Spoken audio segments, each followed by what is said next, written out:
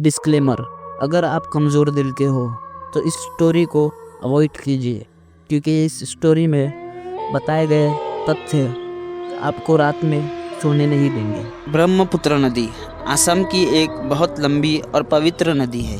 ब्रह्मपुत्र के किनारे स्थित शहरों में गुवाहाटी, तेजपुर और डिब्रूगढ़ है। इस नदी में लोग अस्थि विसर्जन करने आते हैं। लोगों का मानना है कि इसके पवित्र जल से आत्माओं को मोक्ष प्राप्त होता है। उसी नदी में मोहन नाम का 15 साल का युवक तैरने आया करता था। मोहन अपनी तैरने की गति से ब्रह्मपुत्र नदी को 20 मिनटों में ही पार कर लेता। उसकी यही खूबी डिब्रूगढ़ गांव के लिए गर्व और उसकी मां के लिए चिंता का विषय था। कई बार मना करने के बावजूद मोहन ब्रह्मपुत्र नदी तैरने जाया करता। मोहन अपनी मां के साथ डिब्रूगढ़ गांव में रहता।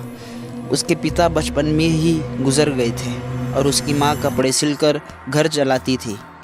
एक दिन दत्ता परिवार अपने मृत बेटे रवि की अस्थियां ब्रह्मपुत्र नदी में बहाने आए। उसी वक्त मोहन भी तैरने कूदा और नदी में प्रवाहित रवि की अस्थियां जल में बहते बहते मोहन के शरीर पर लग गई। इस बात से अनजान जब मोहन नदी से बाहर आया तो उसने अपने शरीर पर जगह जगह राख देखी, जैसे उसने राख से स्नान किया हो। मोहन ने फिर से नदी में कूद के अपने शरीर से राख धो डाली, पर सिर्फ राख धो देने से मुसीबत ख़त्म नहीं होती। इस बात से मोहन अनजान था और कपड़े पहनकर वापस घर चला गया। रात के 1 बजे अचानक मोहन चिल्लाने लगा, मुझे इंसाफ चाहिए वरना किसी के लिए ठीक नहीं होगा। मोहन की आवाज़ सुनते ही उसकी माँ फ़ौरन उठ के उसके पास गई तो उसने अपनी माँ को ज़ोर से धक्का दिया और गुस्से से गुर्राते हुए बोला, ए बुढ़िया, चल मुझे मेरे घर छोड़ के आ, मेरा घर गुवाहाटी में है। रात के 1 बजे अचानक मोहन चिल्लाने लगा, मुझे इंसाफ चाहिए, मुझे इंसाफ चाहिए। मोहन का ऐसा हाल देख उसकी माँ बहुत डर गई थी। उसे वक्त उन्होंने पड़ोस के लोगों को अपने घर में इकट्ठा किया। पड़ोसियों ने मोहन की हालत देख के कहा, ज़रूर इसको किसी की नज़र लग गई है, क्योंकि यही गांव में तेज़ी से ब्रह्मपुत्र नदी जैसी नदी पार कर सकता था।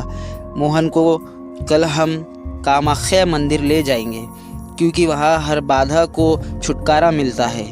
कामाख्या मंदिर आसाम की पहाड़ी पर स्थित है और 51 शक्ति पीठों में से एक महापीठ है। ये मंदिर अघोरी, साधु और तांत्रिकों का गढ़ माना जाता है। रहस्यों से परिपूर्ण ये मंदिर चमत्कार का क्षेत्र है। यहाँ मन्नत पूरी होने पर बलि भी दी जाती है और हर तरह की काली शक्तियों से निवारण मिलता है। अगले दिन जब मोहन की माँ और पड़ोस के लोग मोहन को कामाख्या मंदिर ले गए तो वहाँ पहुंचकर असली वजह सामने आई। मंदिर की चौखट पे पैर रखते ही मोहन झटके से दूर हुआ। फिर वो ज़ोर ज़ोर से चिल्लाते हुए भयानक हरकतें करने लगा, जैसे मंदिर के पास के पेड़ पर उल्टा लटकना, लोगों को पत्थर मारना और अपने शरीर को नाखूनों से नोचना।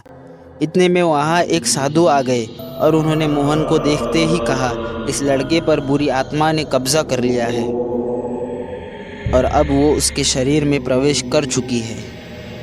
अगर इसका निवारण ना किया तो मोहन जान भी दे सकता है।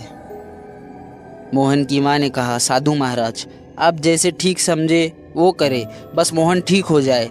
मेरे जीने का एकमात्र सहारा अब मोहन ही है। साधु ने कहा, मोहन के सर पर हाथ रख के उसे शांत किया। फिर मोहन ने कहा, मुझे इंसाफ चाहिए, मुझे इंसाफ चाहिए।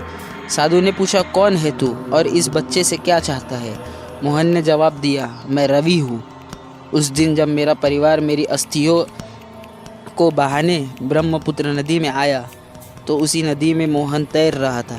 मैंने उसी वक्त इसके शरीर में प्रवेश कर लिया, क्योंकि यही लड़का मुझे इंसाफ दिला सकता था। साधु ने अपने मंत्र शक्तियों से रवि की आत्मा को मोहन से अलग किया और रवि की आत्मा पर गंगाजल छिड़का।